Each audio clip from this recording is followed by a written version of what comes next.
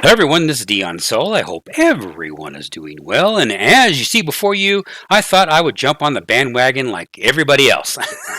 Why should I be any different? So what you're looking at today is you're looking at the Fairchild Metro 3. It's been kind of floating around for a while now, and I kind of just haven't been. I've been doing other things, and I just haven't given any time of day. But this time, what inspired me to go ahead and give it a go is because I ran across Flying Dad's video here that you can see was March the 17th, so which was yesterday. He uploaded a video with the Metro liner, so I thought I'd give it a shot too. So shout out to Flying Dad and that sort of thing, which inspired me to do this video that you guys are going to see today. And so what I did is I went over and as what Flying Dad said, I went over to the explain.org, and then I downloaded the base package, which you see right now, and I'll have the link in the description down below. And so this is the base package that you get right there, but there is more to it than this. Just this, if you want the PBR textures along with the better sounds, there is two modifications that you actually have to install on top of the base add-on that you see right here before you, and that is the Steve's Metro mod. As well, it says complete, and I guess it was updated on the 20th of February, so about almost a month ago. And this adds a bunch of things. I'll just say a bunch of things because it adds a lot of stuff to it. It also, because it creates PBR textures, you actually have to use his or Steve's version of the paint kit in order for you to paint to be able to take advantage of PBR textures. And he's got the Affinity paint kit, which I don't know what that is, so I didn't click on it. And then of course you've got the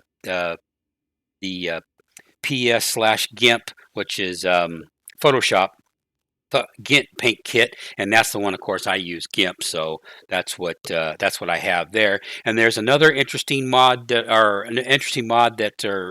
link that is the F mod to give you the extra sounds. And then when you click on that link, it takes you over here to this website, which this developer or this person makes multiple mods for different.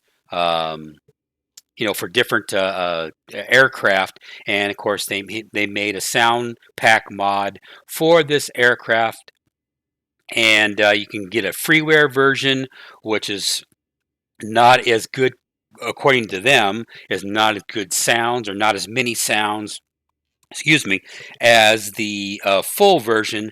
But I just bought the free, or I just installed, I should say, not bought, but it's just installed the free version of it, and just go through the instructions in how to do it. It'll have every download you do is going to have instructions in how to install on top of the base mod in order for you to take advantage of the features of what all these mods do for you. I was interested in the full version, but because it is Patreon based, in other words, that's their payment handling, I have no interest in Patreon. Patreon has got free speech issues, and I'll just leave it at that. And so that's why they did not get my money, which is most unfortunate. And again, to be fair, if it would have been somebody else, I probably would have done it just to see how it was, and then report to you guys. But because it wasn't, it was Patreon, I just said no. That's all right. The aircraft has been around since 1968. It first flew in 1969 to 2001. Had various carriers that had it, and of course we're sporting the SkyWest flavor of the aircraft, which is a PBR texture that was created by another fellow flight sim and aviation enthusiast. I don't have it pulled up, so I can't give a shout out to the guy who created this. So at least he's getting this anyway. And you do have the paint kit, and I thought about doing a a solo swings, and I still might down the road. I'm gonna see. I'll play with this airplane for a little bit to see if I need to incorporate it into my air hauler too. If it's going to be justified. I have a lot of 19 passenger aircraft already. I've got the Donar 228. I've got the BAE. Was it 19? The 19, I think it is. I forgot, or because the 40, the 40 is the 25 passenger variant. So I don't know, but anyway. And then of course I've also got the Embraer 110, which actually is a very fine aircraft back in its day, but unfortunately it's not compatible with in the links to all the community updates are very hard to come by nowadays. So that one's kind of on the back burner. But what Dreamfoil Creations did with the Embraer 110 was awesome back in 2016, 17, 18, before it became not compatible. And I wish they'd revisit it and fix it, but I don't think that's ever going to happen. But we're going off on a tangent there. Let's reel it right back into this airplane. So, like I say, the airplane is a freeware airplane, and so there's nothing wrong with free. Free is good for for most. Is pretty good. Like I say, with the PBR textures, doing the PBR texture mod makes it look nice. And as you can see right now, I have the 5-bladed prop installed. And again, with the mod that was Steve's mod, it gives you step-by-step instructions. Well, it gives you instructions. Let me say it that way. It gives you instructions, and you can get confused, so you just have to work through it like I did because I wasn't grasping what I was reading or comprehending what I was reading. But I finally got through it, and I was able to install it. So I got the 5-bladed prop. Is it fictitious? I saw one real-world aircraft that did have the 5-bladed prop. So with one airplane, I said, "Okay, it's justified. We have legit." So, and the only reason why I have the 5-bladed prop because it just looks cool. That's really all it is. Just it looks cool. So that's why I've got the 5-bladed prop installed. The aircraft itself does not have any hit boxes on the fuselage anywhere to open anything up. It does not have chocks. Does not have covers. Maybe someday somebody will actually make a modification to be able to have covers everywhere, have pitot covers and have chocks and that sort of thing. That would be awesome, but right now it does not have that kind of stuff, which again, I'm not tripping on that. This is a freeware aircraft, so not having all those extras, I'm not really tripping on. If I knew how to do that kind of stuff, I might at least put the chocks in just for funsies. It does, however, have a GPU, which we'll get into here in a bit. But like I say, it's kind of cool. It's kind of long for me because, like I say again, the BAE 19 or whatever it was called, 17, whatever it was called, that was a 19 passenger aircraft. That one is actually squattier, shorter, and also the sucker was fast as hell with that JR rolling put together.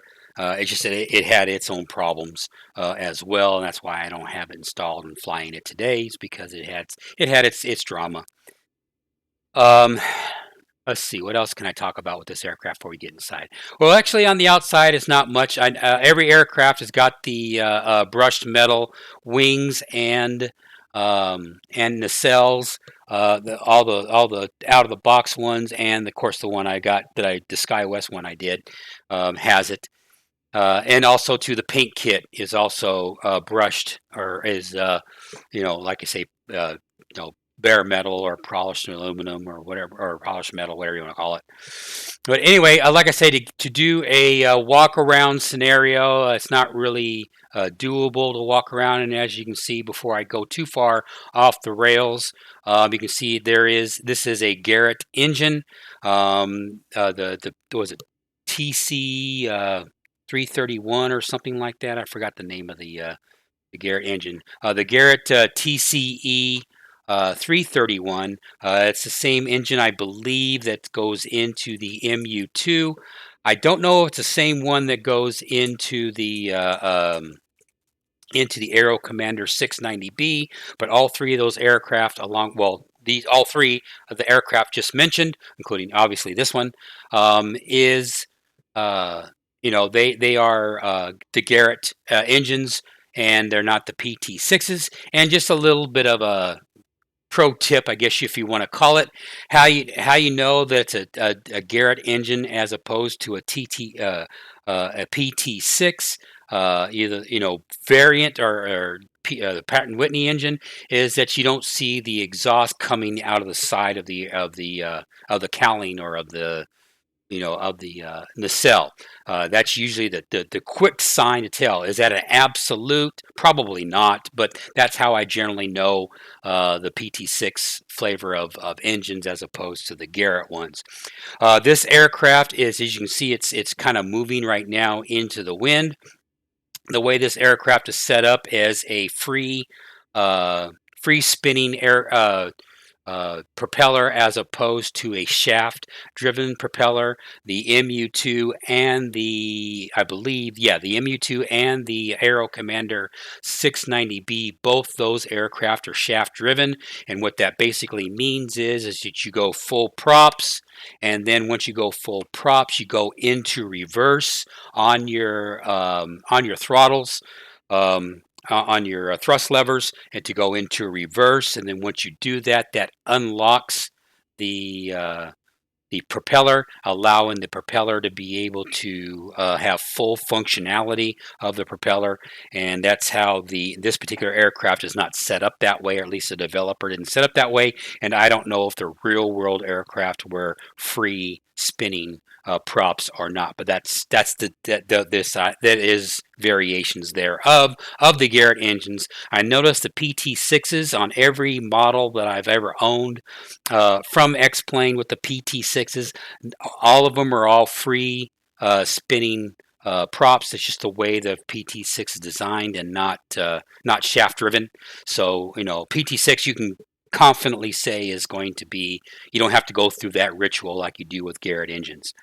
So that's pretty much the size of that. So let's go ahead and get on inside here of the aircraft. Like I say, regrettably, we cannot open this door from the outside. There is no hitbox on the outside. So we're going to break the immersion factor here a little bit, and we're just going to pop our way in here. And as you can see, let me zoom out here a little bit and kind of move out here. There is our door lock. So now we're open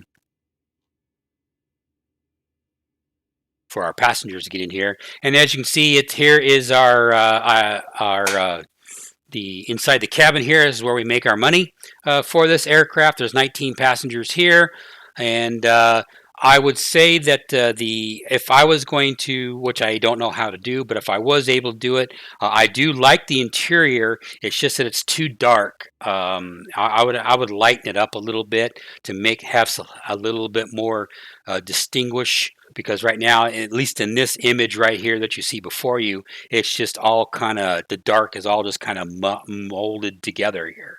Once you start getting reflections, from the sun at different angles, then of course, then that goes away. You can easily clip through the fuselage, which breaks the immersion factor. They don't have any kind of a setup here where it can actually keep you confined into one spot or another.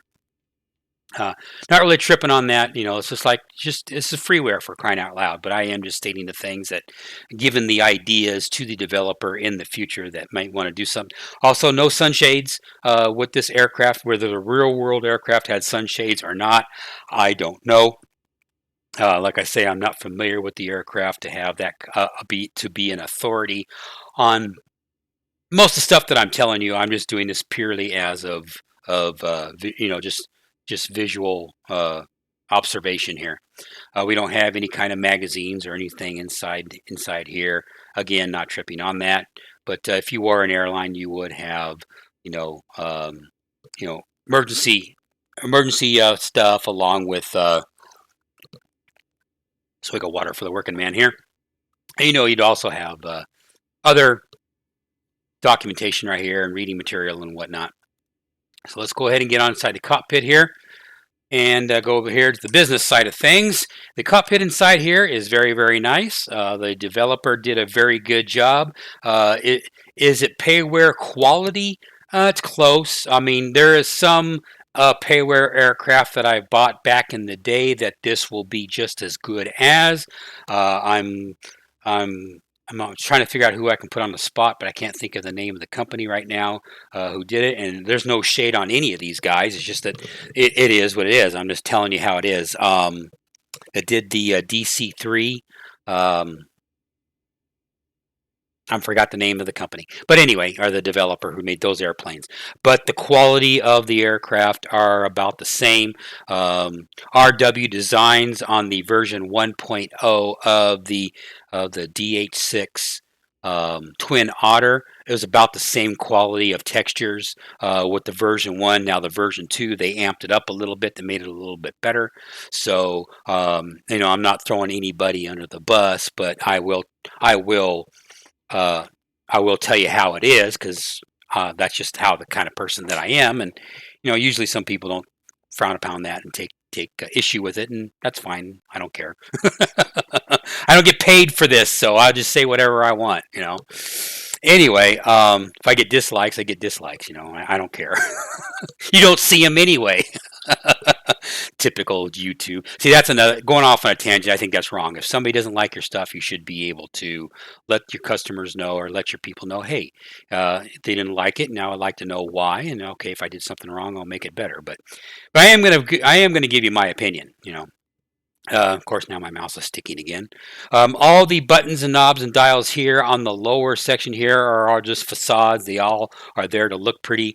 They don't have any functionality, and that's perfectly fine. I would like to see the developer actually have the ability to be able to click on one of the headphone jack things to allow you to be able to silence, go like 50% in the audio of the engines or whatnot.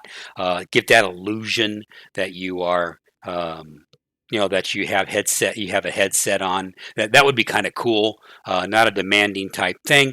My mouse is in the sticky mode today on this particular video. Sorry about that, guys. That's just the way it is. I can't do anything about it. You have two buttons right here. You got one button to be able to here on the firewall or on the panel to be able to jump around between co-pilot and pilot, which is cool. Then you have the other one that pops up right here to be able to, and of course I got the main door open that you saw earlier. Now I can go ahead and close it.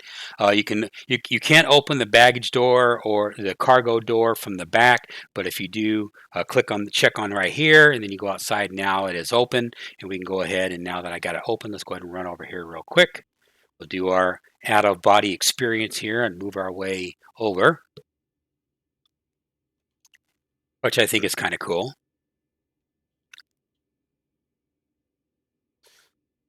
It says 1,150 pounds of cargo can go here in the tail section. That's maybe that's true, but boy, I don't know because, like I say, you have this aircraft I can see become tail heavy pretty quick and create.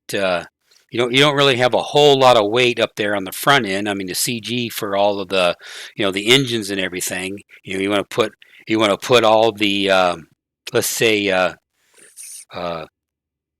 large individuals. Let me say it that way. You definitely want to put them in front of the plane.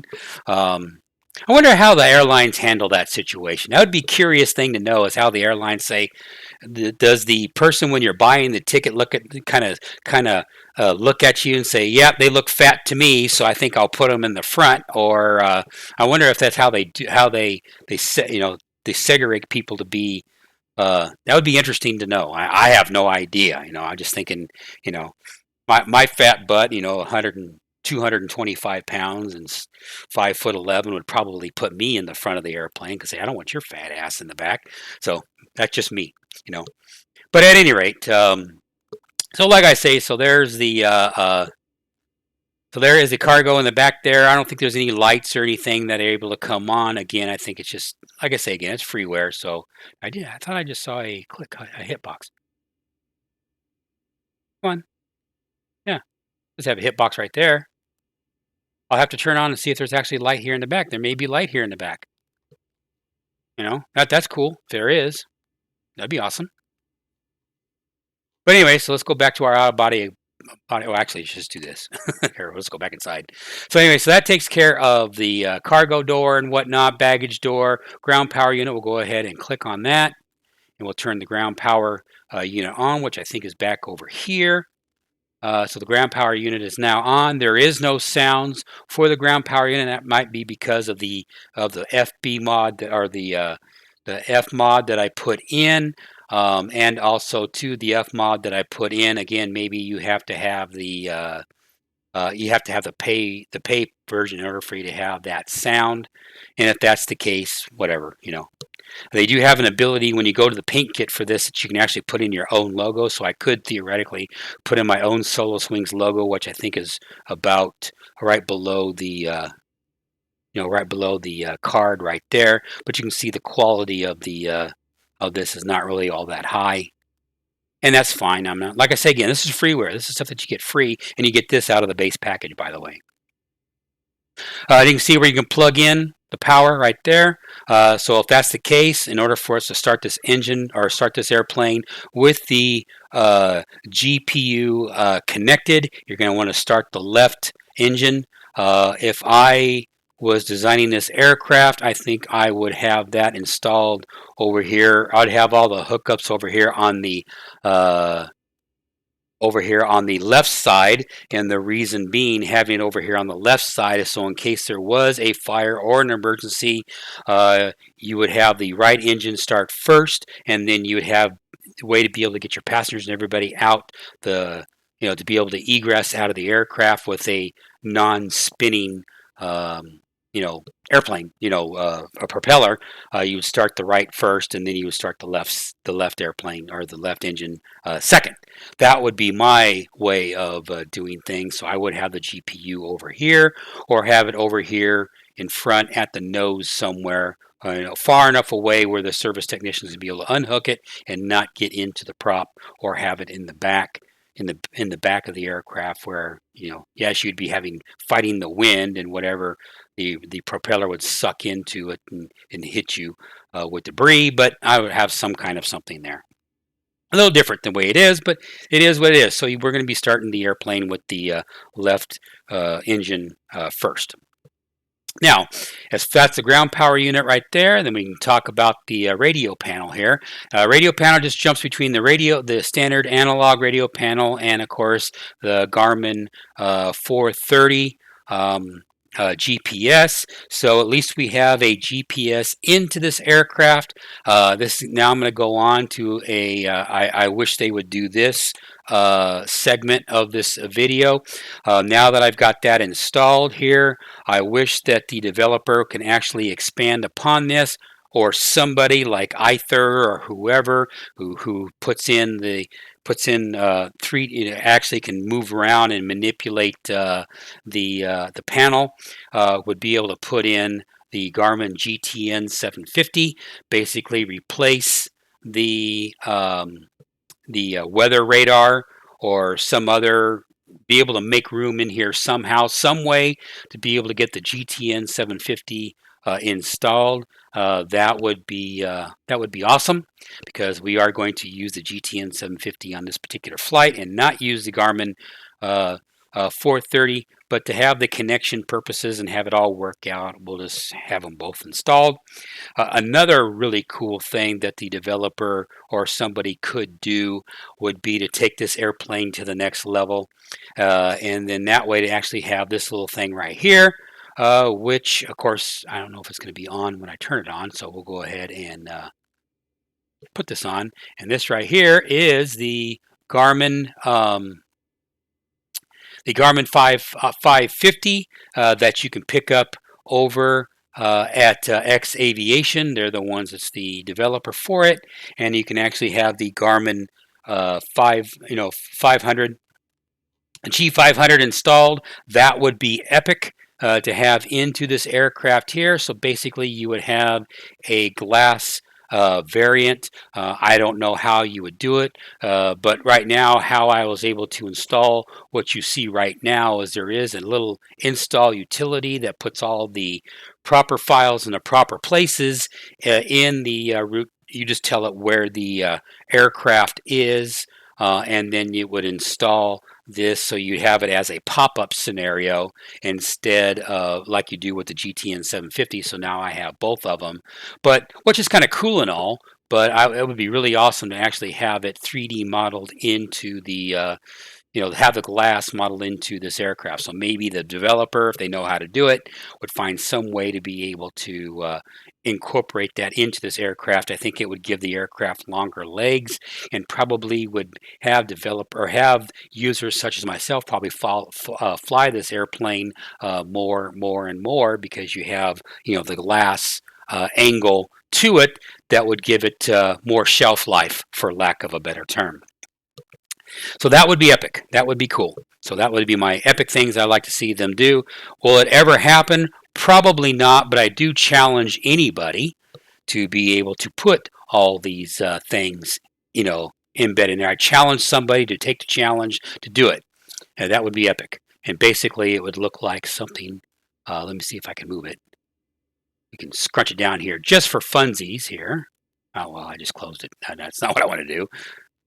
But it would be cool, just take it and then make it smaller.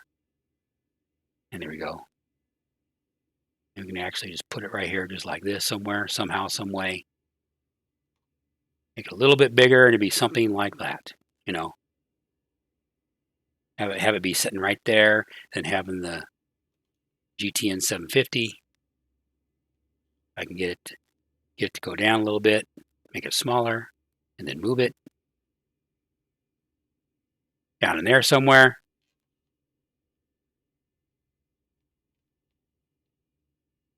Something like that. I don't know. Just an idea, Have something because you wouldn't need a lot of the stuff right here because it'll all be integrated into the, into everything here. Let me go ahead and turn everything on real quick just so I can show you what it would kind of look like if we put it in here like this. And we'll get rid of this real quick.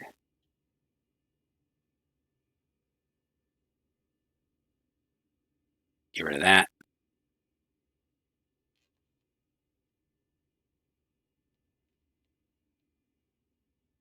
And there you go. So there would be kind of our, but it just needs to be embedded into the aircraft itself. The G500 and the GTN 750. That would be sweet. Is it going to happen? Again, probably not. But it'd still be cool. It would be cool.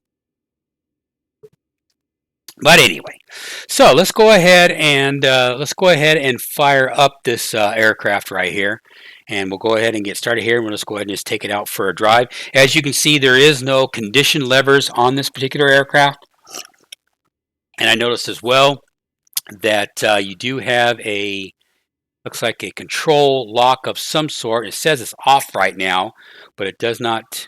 It does not have any.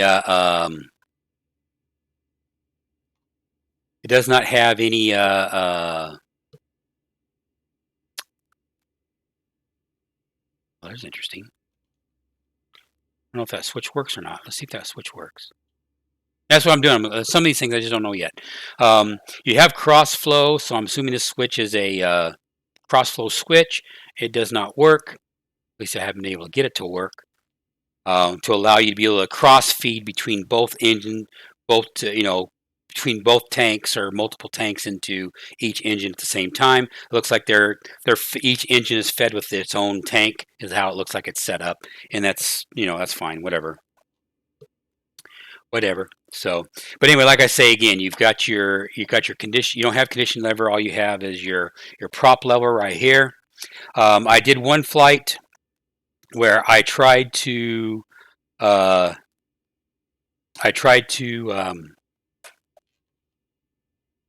hang on a second here. I tried to feather the prop, and the props never did feather. So I don't know if there's a mechanical thing that can be done to actually force the props to go into. I pulled all the props all the way back like you see right here, and then I tried to feather it. Now the water injected button, I don't know what that is. It does have water injection button. I'm sure there's a reason for that, and it actually works. which is kind of cool. I don't know how that works, so we'll just leave that alone. When you don't know something, you leave it alone. That's how I look at it. We'll go into ground. We'll go into ground idle right there, and we'll have the props all the way up to top side, and then we'll back it off here to low idle, and then let's go ahead and make sure that our boost pumps are on main temporarily, because I think you need that to be able to start the engines. And we'll go ahead and turn everything on. So we'll go ahead and go flip the switch. And generators, we'll keep the generators off. Strobes, we'll go nav lights. And then rotating beacon on. And we'll go ahead, leave that off. Leave our taxi lights off. That light off. Generators. Let's not turn the generators on yet until after we start the engines. Probably be a thing to do because we are on whatchamacallit, Jeep ground power unit. So bleed airs are already on by default. We need to turn those off. So let me see if I can figure out the hitbox where that is. Off. We don't need bleed airs on. Fresh air, we can have that on. And we don't have sound of a motor of a fan running when you turn that on, or override for that matter. That'd be helpful to actually have sound on that. And I don't know. Let's see if we can go ahead and start engine number 1. And you have to hold the engine, so I won't be able to look and chew bubblegum at the same time here. So I won't be able to give you that look of the engine, so which is most unfortunate.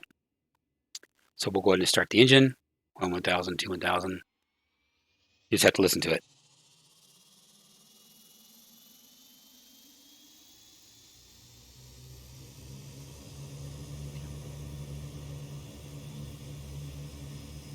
Okay, we got some red oil pressure on the right, so that's expected. Let's press the test, make sure they're all working, and they are. And we've got ourselves power, so we'll go ahead and turn on our generator. And let's see if we have electrical. Where's our electrical at here? Let's make sure we're okay. We got our fans on.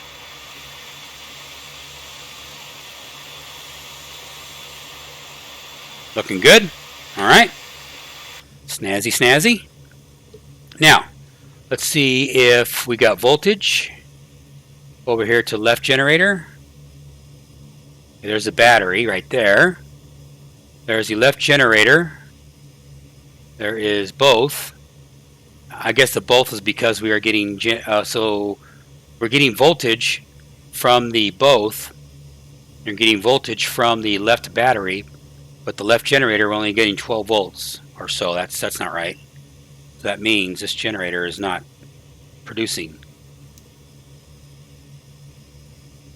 We should be producing voltage right now. Well, that's interesting. I'm seeing the mechanics, seeing how well this is.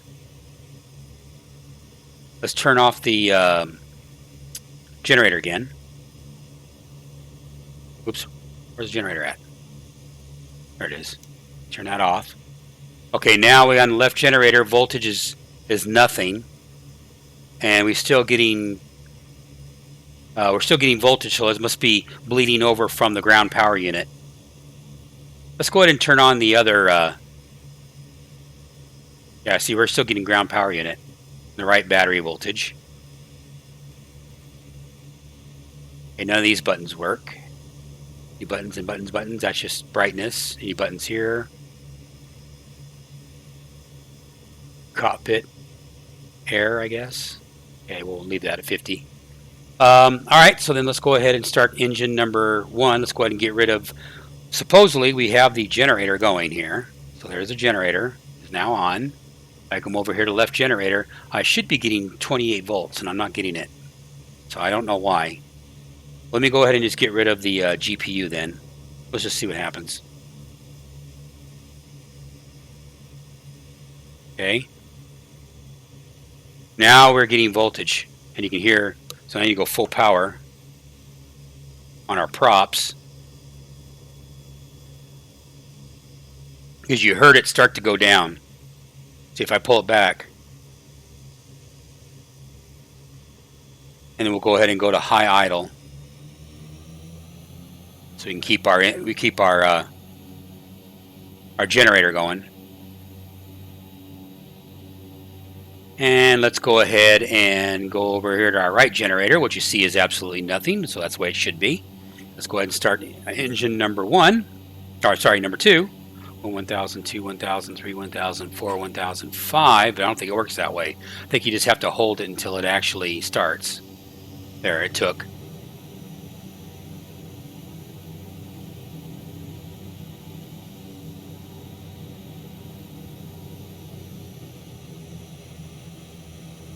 We'll go ahead and turn on our generator. And now we should have, on the right generator, we should have some voltage. We do. Now that I got both generators going here, let me reset it.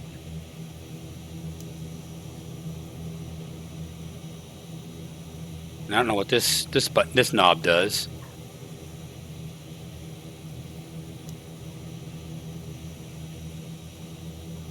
Okay, now we got. That's interesting. I got both generators going. Center, what is center, by the way? Let's go ahead and have a look at center. See what center is. Center is just bus, okay.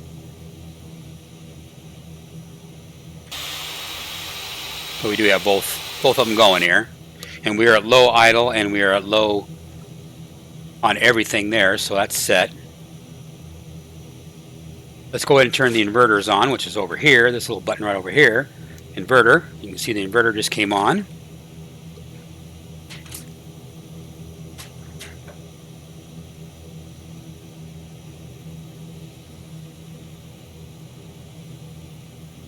Still got 22 volts or 23 volts on each generator.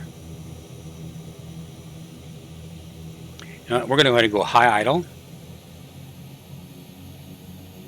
I'm going to see if I can get that DC voltage up.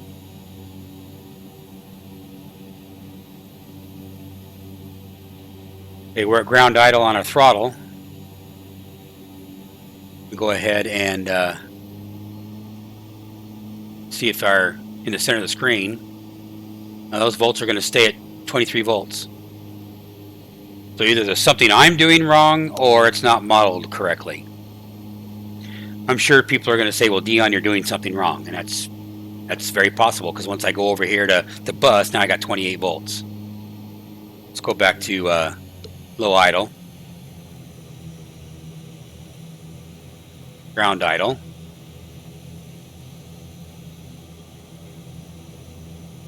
Let's go ahead and turn off the boost pumps. Okay. So we got a fully armed and operational Metro 3 here. What's our little... Okay, nose wheel steering. Okay, so nose wheel steering is engaged. That was another thing I noticed with this airplane. It's got a nose wheel steering, which is right there. You turn this switch off right here, and now it's just going to track... Supposedly, it's going to track straight.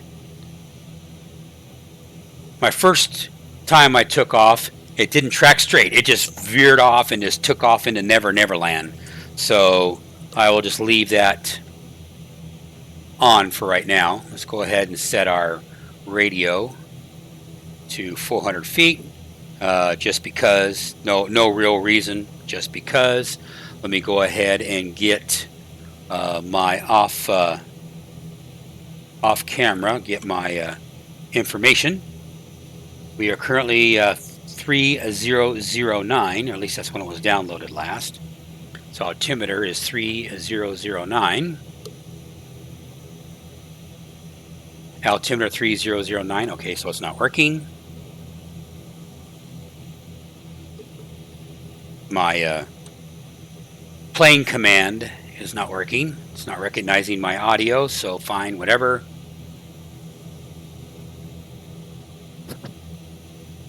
Okay, So let's go ahead and go ahead and put on our taxi lights. Take a look outside and see if our taxi light is now on. So our honeycomb alpha is working. Landing lights on. Taxi lights on. So those are working. And of course, let's go ahead. We've already got the strobe. Now we got the strobes going. So everything is now on. Turn the strobes back off.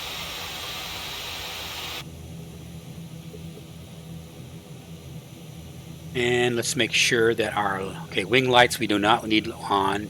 Taxi light we need on. Recognition lights for security. We'll turn that on. Let everybody know. And then strobes we're on nav, so we're good there. All right, pitot heats we'll go ahead and turn on. Prop heats we do not need. Windshield heat we do not need. Windshield wipers we do not need. We're good there. We'll go ahead and turn on our bleed airs now.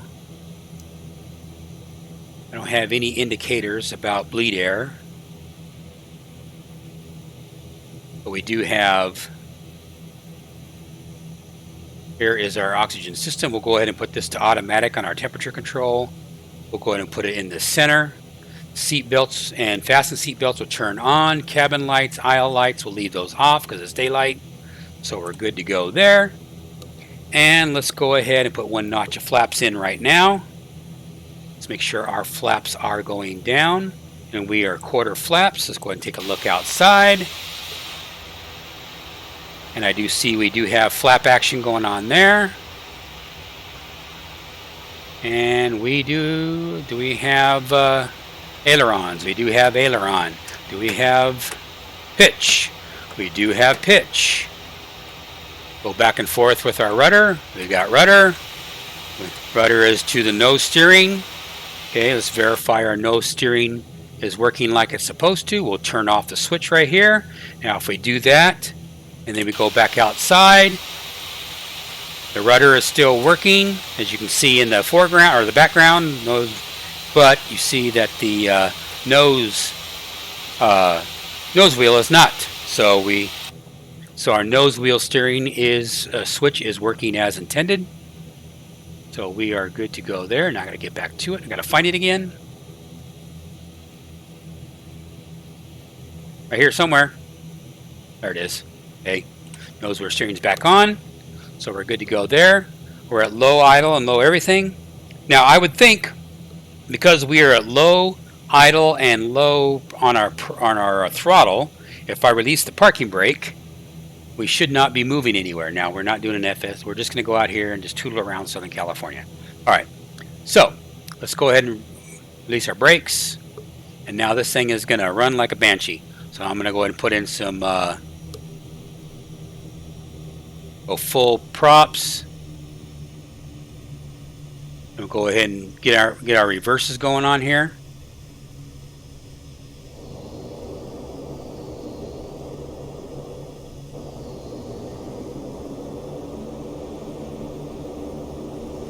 As you can hear, we got some reverse in here to keep our taxiing under control. Now, just a little side point of information: how I was able to get the reversers to work using my honeycomb throttle quadrant is going over here into your Bravo, scroll down to where you get to your throttle, and you go over here to your responses, and you add beta and reverse. You tick this on both throttle 1 and throttle 2, or thrust 1 and thrust 2 lever for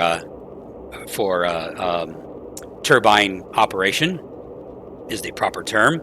Then that puts the gate in when it knows you're going. You can adjust it accordingly. Yada yada yada. Crossover points you can adjust, but that's how you do it.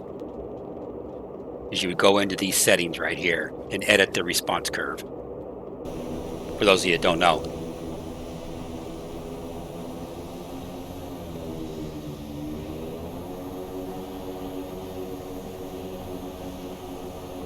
But we want to keep it slow, low and slow, so I do have my props to full, and I do have my, see if I have it at ground idle, it doesn't change because we're in beta.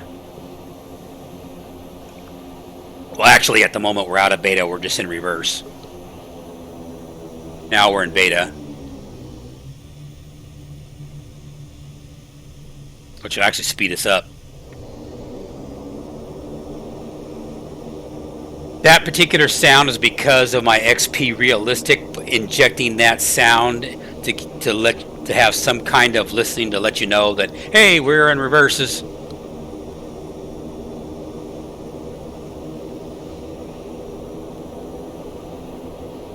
So I'll increase my reverse more to slow the airplane down.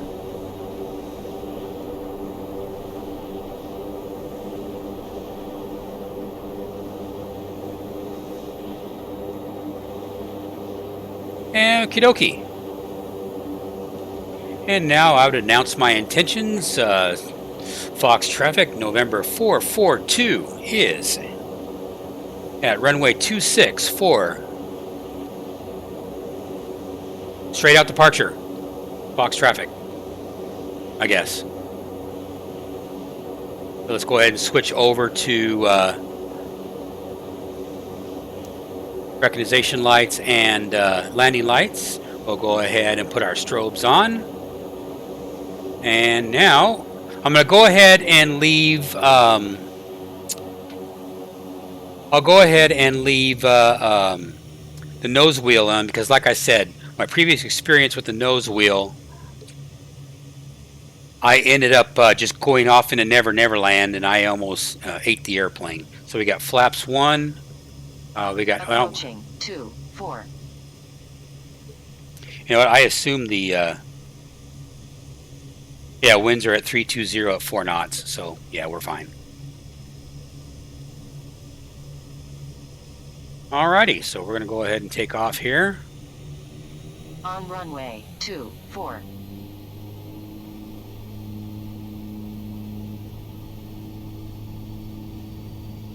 And we'll go ahead and go full, or nearly full power. Keep my eye on that temperature gauge right there, which is the first, just to the right of your, keep it in the green. As you can see, I'm not giving, I don't have like, I got 3/4 power right now. I'll go ahead and just pull back on my,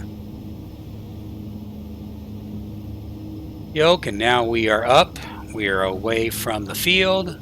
I'll go ahead and put some pitch trim in here. Let's get this pitch trim up so I don't have to be pulling on the yoke. It does need a little bit of a front end alignment because once I let go of the yoke, it wants to turn to the right.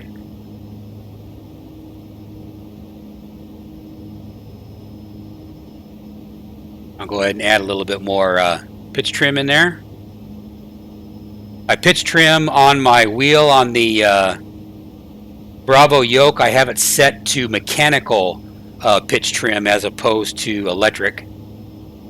There is those settings in X-Plane. That's one thing that Microsoft Flight Simulator does not do. They do not have that. We'll go ahead and put our gear up and our flaps up. Now nose should point down. If you're going to make me a liar, that's perfectly fine. Don't really care. So we are good to go. We are climbing right now. Climbing at 3,000 feet per minute. So our passengers are really, really happy.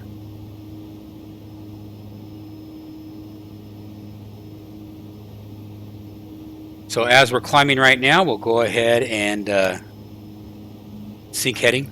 Heading 239 degrees. Okay.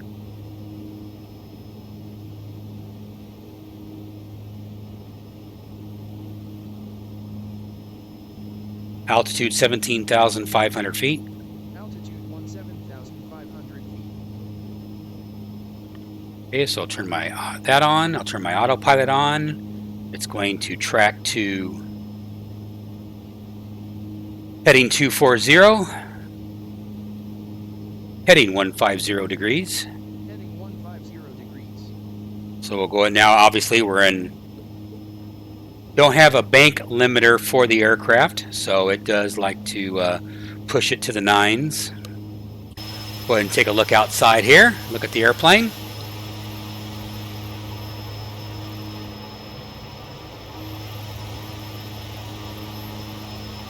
As you can see, all of the Antelope Valley solar panels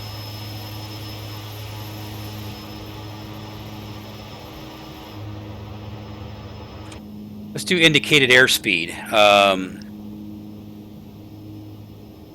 Speed 180. Speed 180 knots. Okay, I'm going to switch to indicated airspeed on my Bravo.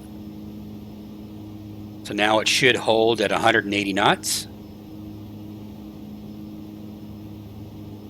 How's our temperature doing here? Let's take a look at our gauges here.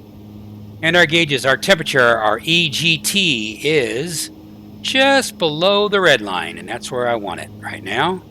Our prop RPM looks like it's in the green, so we're fine there. Our fuel consumption looks like we're doing 400 gallons, or I'm sorry, 400 pounds per hour, not gallons, pounds. We are in a turbine, so everything is switched from gallons to pounds. I didn't realize that our our radar was turned on. It just changes the amount of how far the range, and it just turns it on and off. It does, none of the buttons, the rest of the buttons don't work, but you can get indicators on what's going on with our and we'll go ahead and with our autopilot right here. Autopilot is green. It's climbing to the altitude. It's just not there yet. And then our heading is actually on. It doesn't have indicated airspeed button, but we are using indicated airspeed as we are climbing. Heading 110. Heading 110 degrees.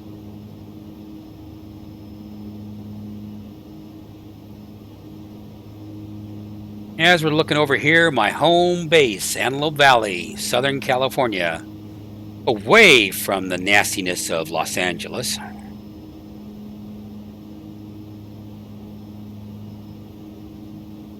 We don't have as much drama, but we have drama, just like any other big city, even though we're not a big city, Antelope Valley's.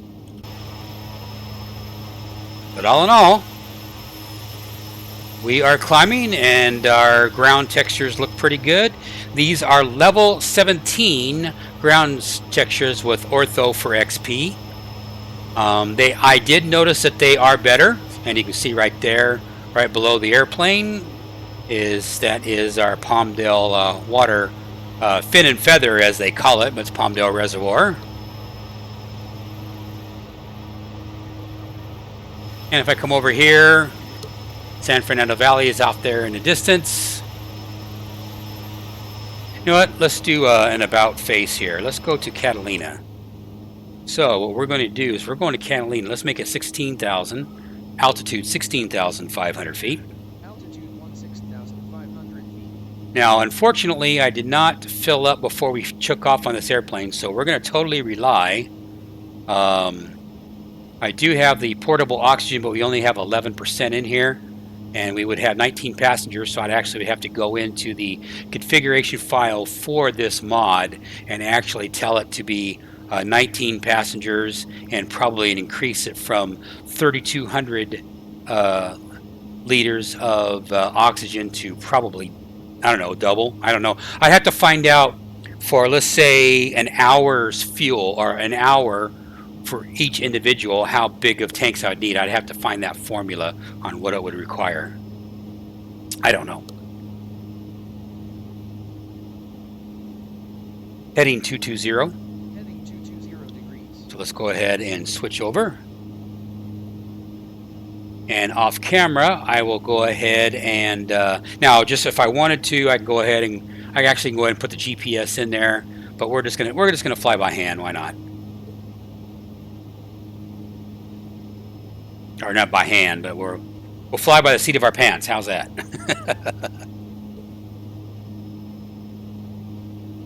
Okay, so tell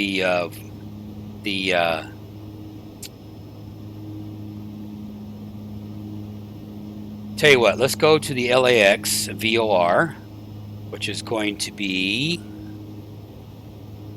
oh, that's the wrong one. That's Oceanside. LAX is 113.60, right? 113.60, that is correct.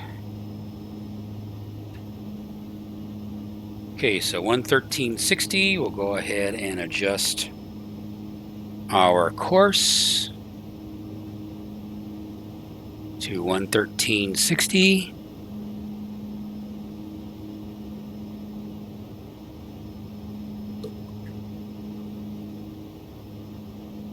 Actually, you know what? Let's stay away from LA. Let's go down to Camarillo VOR, which is 115.80 instead. That way we'll stay out of that airspace. So now we'll adjust that accordingly.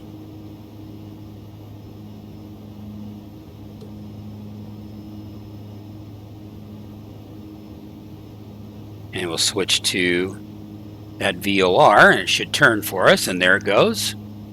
So now it's turning. Like I say, no bank limiter, and unless there's one here that I'm not aware of.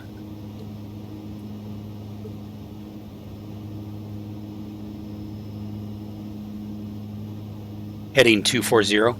Heading 240 degrees. As it's doing its dancing around.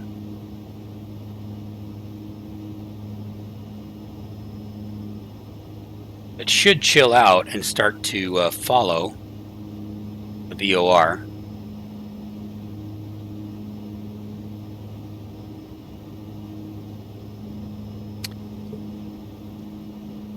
Or I can do this.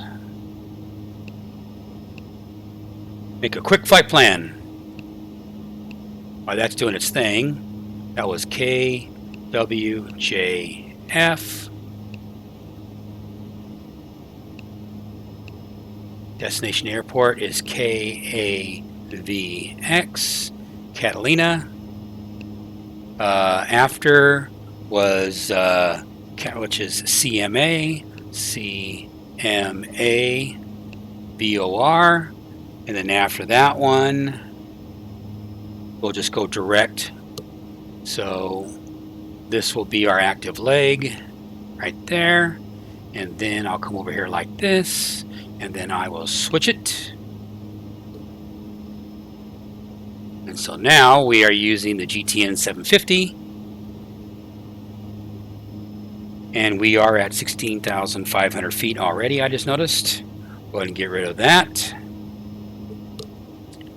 And we're doing 210 knots. What were we doing over the ground? We're doing 246 over the ground at this moment in time. How's our temperatures? Our temperature is still, well, it's really close to the red here, so we'll back it off a little bit.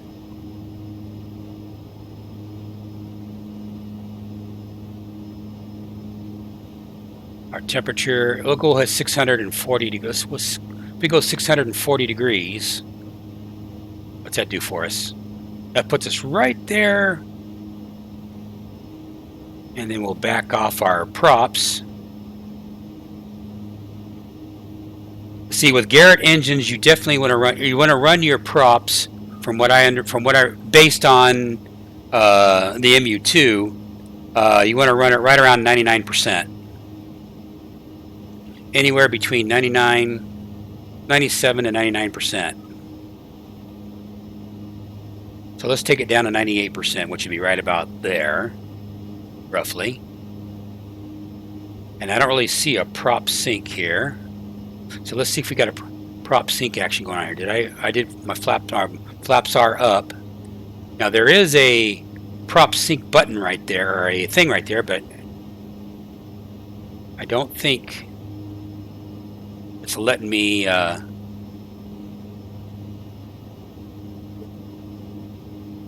See if there's a switch.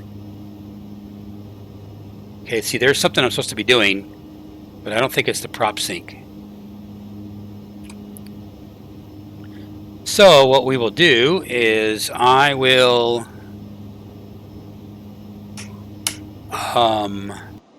let's do a little bit of creative stuff here. Okay, see, this switch is not doing anything.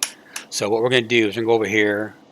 We're going to do prop CY, prop sync on, and then we'll go ahead and we'll do a prop sync off.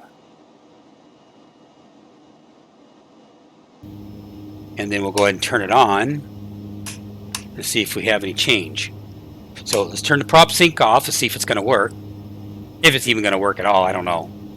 And let's go ahead and put one prop we'll put one prop at 100%. Oops, we don't want to do that. Wrong thing. We'll put our prop to 100%. You can hear it? Hear the sound of the prop? Okay, now we're going to turn it on. And now it's working.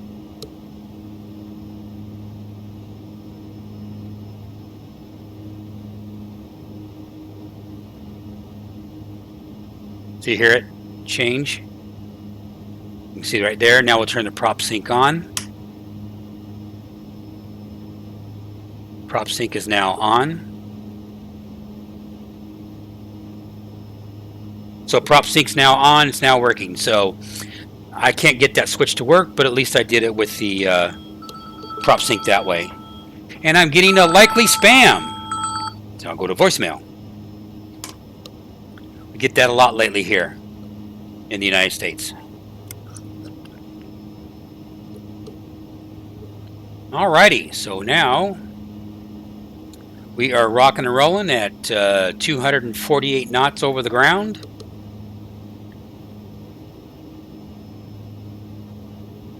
And we are slowly working our way to get on our track, which is 267. Going to be our track. So we'll let it just do its thing. We can go ahead and kill our lights.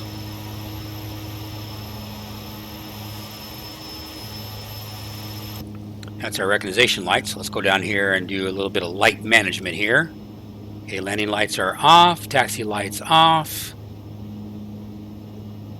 Strobes on, off. As I'm sitting there burping, I apologize for that. And then strobes on. There we go. So now it's getting on track a little bit.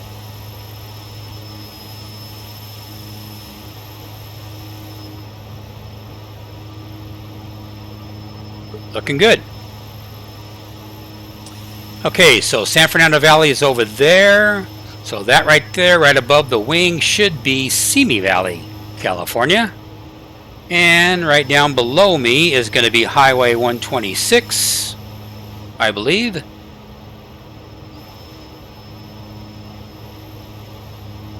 Which is Fillmore, which is going to be right there. And then down the way a little bit there in front of my nose is going to be Santa Paula. And then Ventura, Oxnard areas right there, as this airplane is slowly making its turn to get on track to go to Catalina.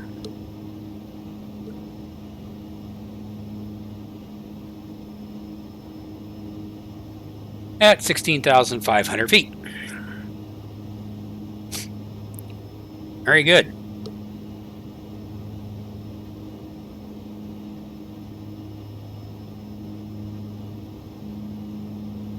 So, with Catalina, I'm going to assume, which is the worst thing that a pilot needs to do, but I'm going to assume that we're going to be landing on visual runway 22.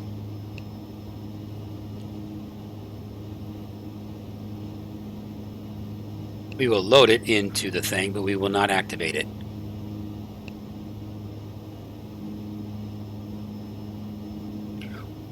We will let the nose just point over, and then we'll Well, we'll just fly around. Yeah, it's because we're so damn high. That's why. But I wanted to get up in the air so I wouldn't have to worry about burning as much fuel and to get speed. Speed demon. So looking good. Now if we come over here, I'm gonna have to put a hotkey for the for this.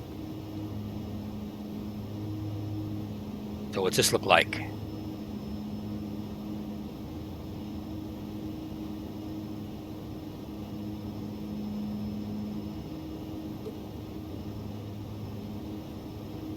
We're slowly working our way there.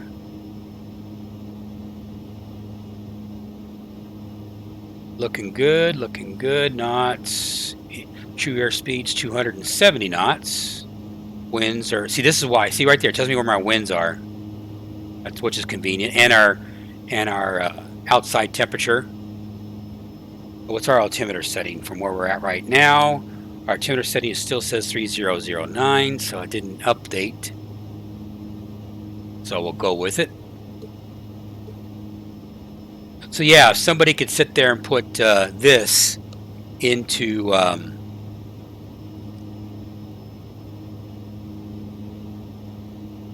you know, put the Garmin 500 G500 into this airplane, that would be pretty neat. That would give this airplane lots and lots of legs.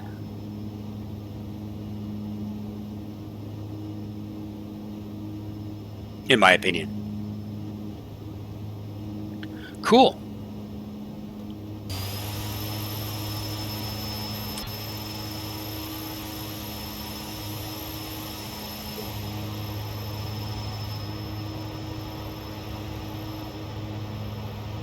See, that's the downside with orthos, is you got the color variations, and you have to do a lot of work in order for you to make it all uniform and all look right. And I personally am not going to do that, and I wouldn't even know how to do that anyway. So I got to roll with the hand we're dealt here with the X-Plane platform. At least I have a plausible, you know,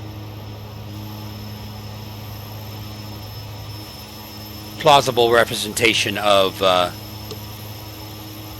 you know, the world below me.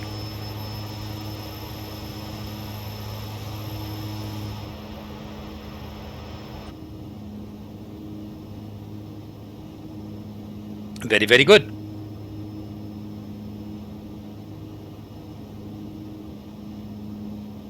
Oh, one thing you don't do is you don't open these little guards right here. Let me zoom in on it here. Right here where the extinguishers are, I don't have my my mouse turned on, but I open up the guard, and then I hit the E button right there, and when I did that, oopsie,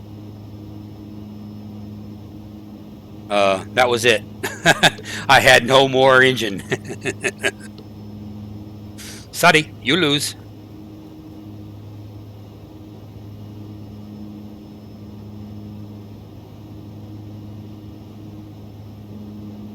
And I noticed on the GTN 750 it did take over the HSI, and you see now it's counting down to where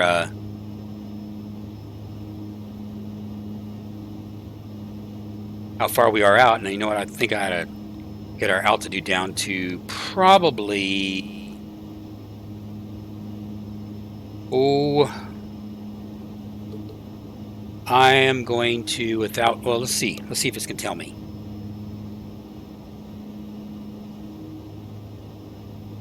Go over here to our approach that I put in.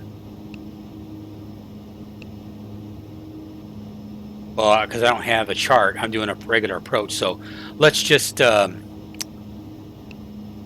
is if we activate it to runway 22. We'll let it go through its thing.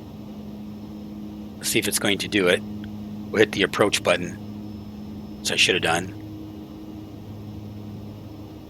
It looks like it's going to assume that I already missed the approach. Is that what it's doing? And we'll let it do its thing. Oh, it's suspended. I didn't notice that. Okay, that's fine. Now we'll go back to, let's not do that. Let's go to this one. Activate this leg instead. Let's see if it'll turn. If not, we'll just go back to here then. Fine. No problem. Because it's the approach. Never mind. Yes, I am kind of doing this all wrong. But we'll go ahead and do, because this is 56. So let's go, let's descend down to 4,500 feet. Altitude 4,500 feet. Altitude 4,500 feet.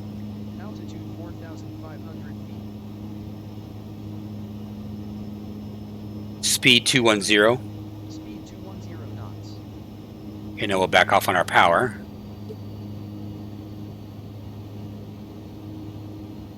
And let's get rid of our, get rid of that for the moment.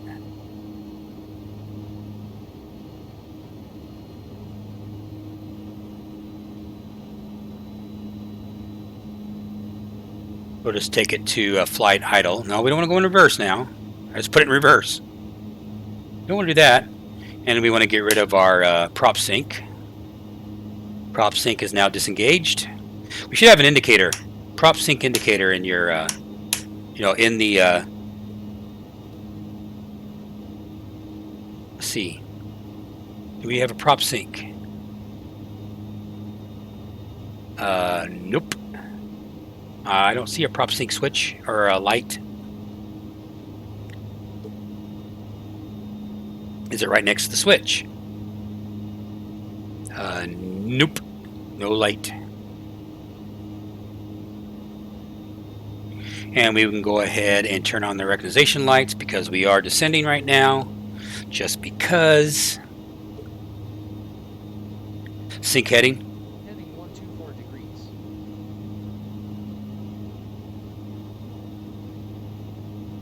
Now I want the heading to be...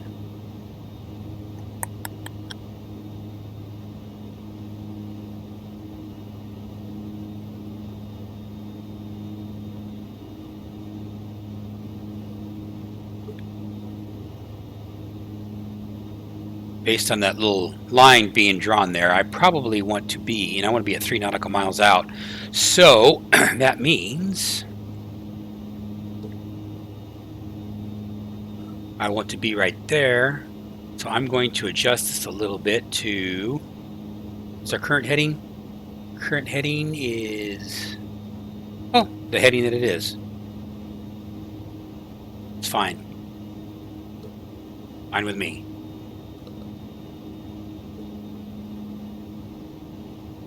Yeah, I descended way too quick. This thing is really descending like it's no tomorrow. Alright, so then we'll give it a little bit of power. That will cause the nose to pitch up a little bit.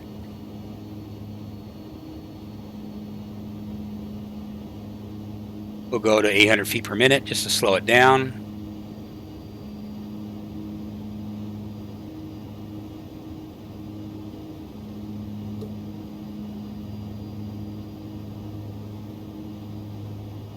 That's 500.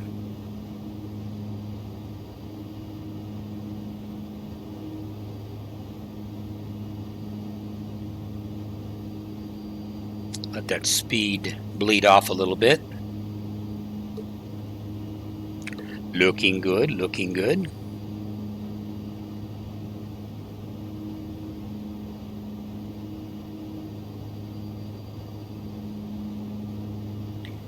Just for reference, we'll put in our VOR to 111.40.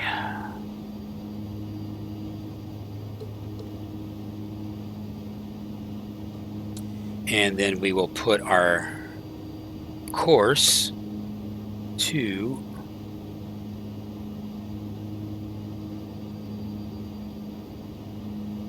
course 220. Course set to 220.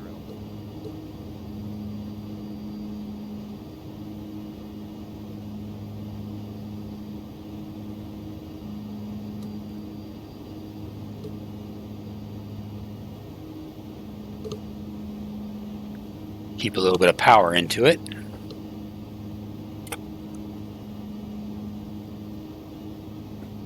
And we'll just bring it on down. A little bit at a time.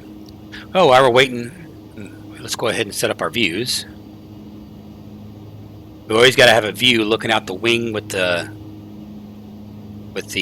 prop going, and we got our reflection action going on there. So we'll go ahead and make that one of our views, and then we'll have to use this one right here. It looks like.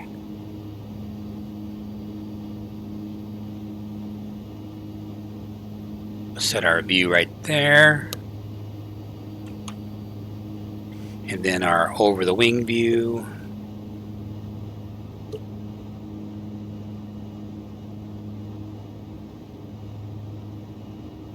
Or are we going to get a better look at over here? Oops, too far. Down, down, down.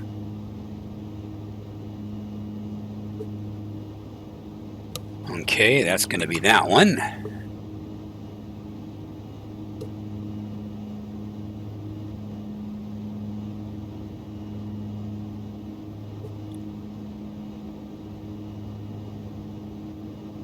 And that will be that one. So now I go bing, bang, boom, boom, boom, and what happened? Did we go into another weather zone? No, weather zone's still the same. Still altimeter 3009. So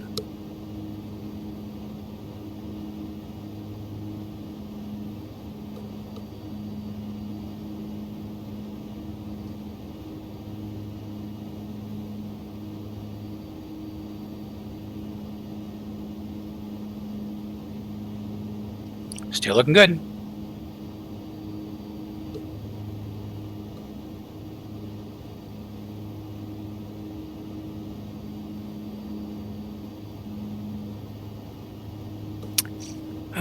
Junk mail.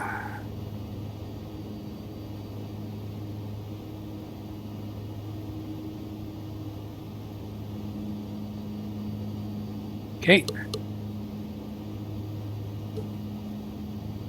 1,000 feet to go. Less than 5,000 feet.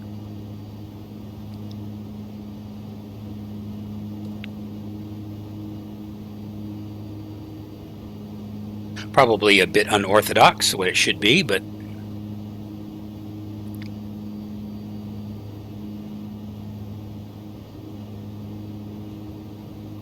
our interest is going to be 2,500 feet, so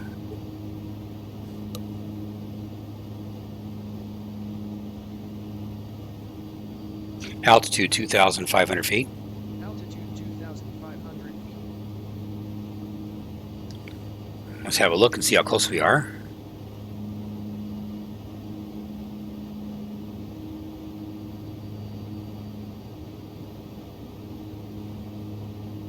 We still got a bit to go.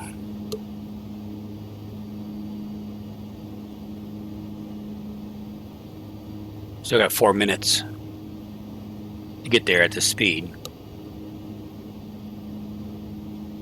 I think I'll slowly inch our way down to 180 knots. Position ourselves, we're not going as fast.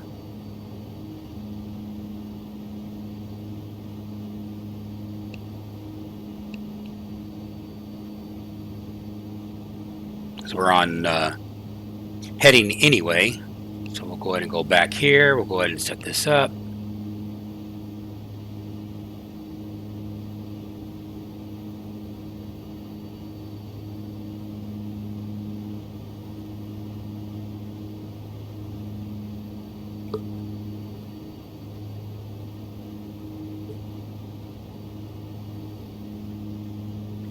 Props full, gear up, still up. Caution lights are on, or the recognition lights are on. Let everybody know here we are, and there is Catalina.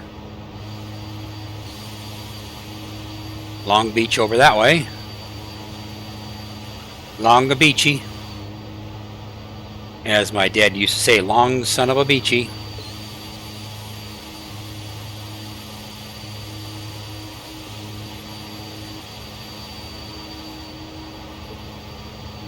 It is a very long airplane.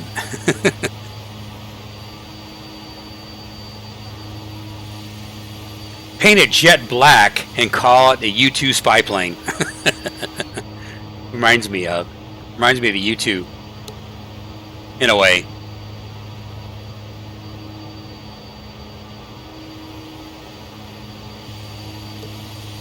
It's not bad. Not bad looking airplane.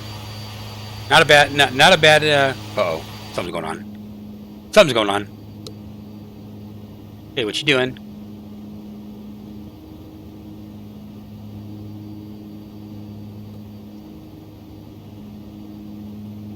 We're not there yet. We're still doing 180 knots. That's what I want. Let's go ahead and knock it down to 2,500 feet. So indicated airspeed. Speed 180. Speed 180 knots. We'll back off on our power.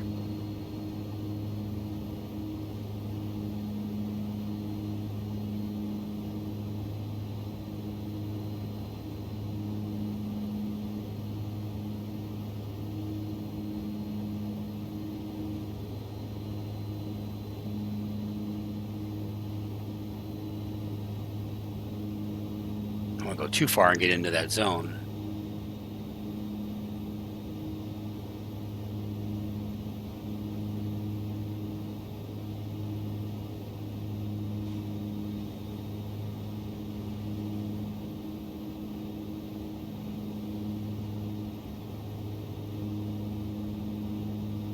Altimeter 3006. Altimeter 3006. Matter of fact, I'd kind of like to know, more importantly, which one we need information. Airport information. No, that's not what I want. My bad. Hit the wrong button.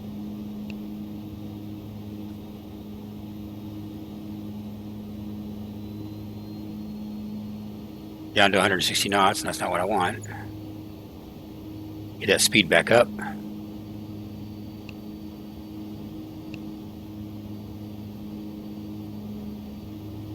See, I should be seeing that's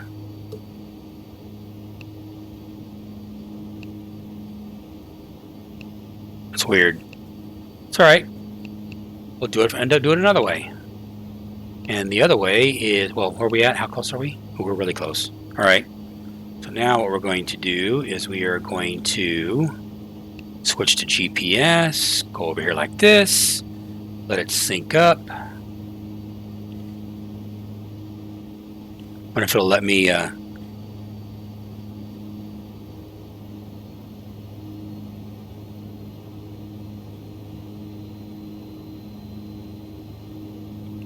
because what I need to know is I need to know what the altimeter setting is here.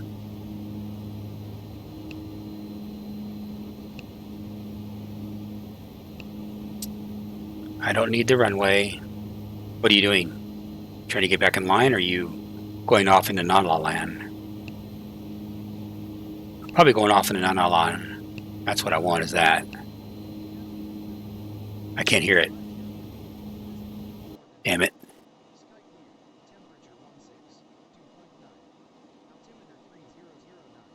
3009.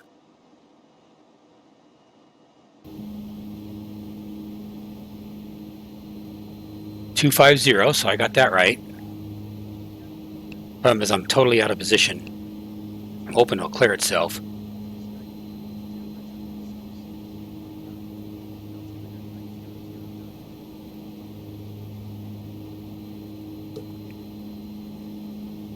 I'm supposed to be at 2,500, below 2,500, or at 2,500 feet, or right around 2,500 feet to be able to land on runway 22.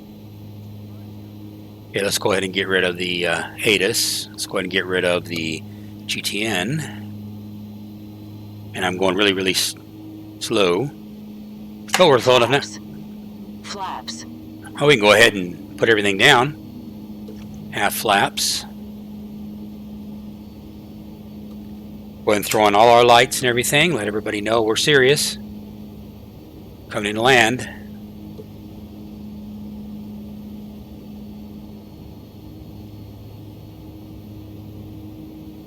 Approaching. 2. Does it say landing?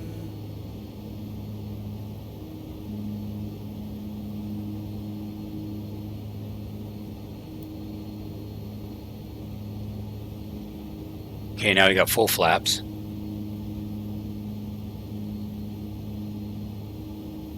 I think we're supposed to be coming. They're supposed to be a lot slower than what we are.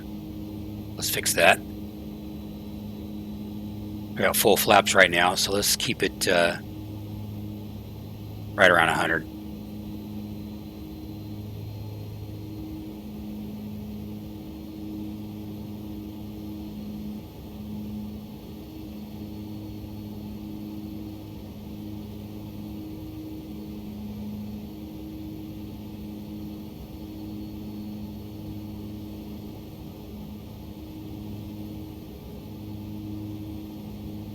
Seems awfully high to me.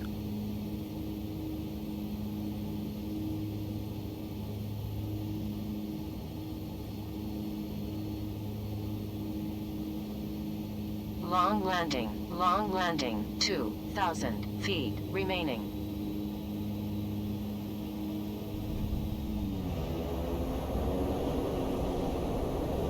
I pitched his nose up there a little bit. We got on the ground and somewhat in the center line.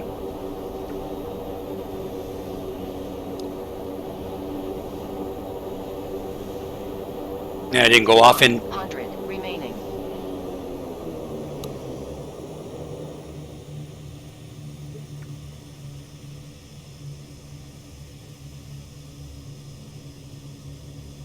Oh, we got it on the ground in one piece.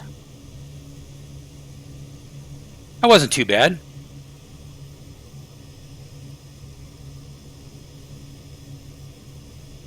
I need to download the Catalina airport, the freeware airport for this. This is just out of the. I think this is out of the box airplane with other mods that I have that are not that are world mods as opposed to actual mods for.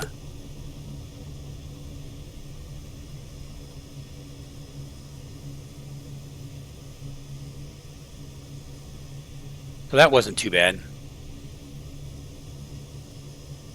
considering that I don't fly this airplane.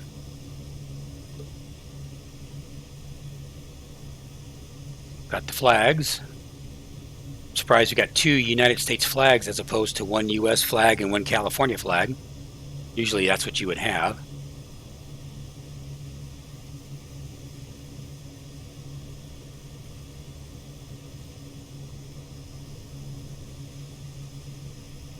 But like I say again, this is the out of the box.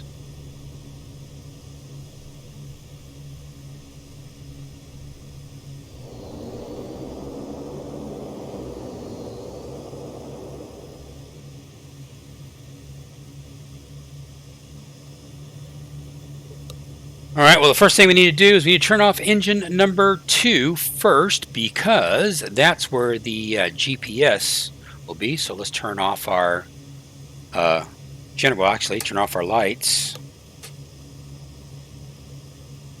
Leave those lights off.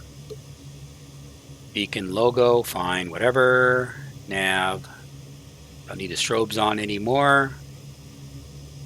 Don't need those, don't need those. We go ahead and stop engine number and then turn that off. Now, the load on generator number 1 should be going insane right now. It doesn't say. Okay, fine, whatever.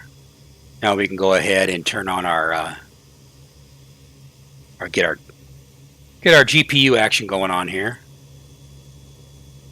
Come on, GPU. Are you not going to go on until both engines are off? Oh, there he goes. Okay. And now we'll go ahead and turn off our generator.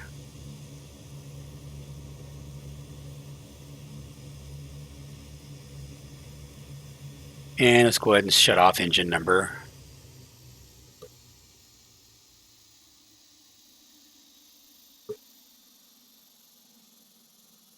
Sounds like we're all off. Brakes on, which I should have the brakes on first. Very good. Turn off our stuff. I forgot to turn off our bleed valves. All right, so we are good to go. So we would do our egress of the airplane. Zoom out. Let everybody out. And say, get out. Get out of the plane. And there you go. Actually, we can turn off our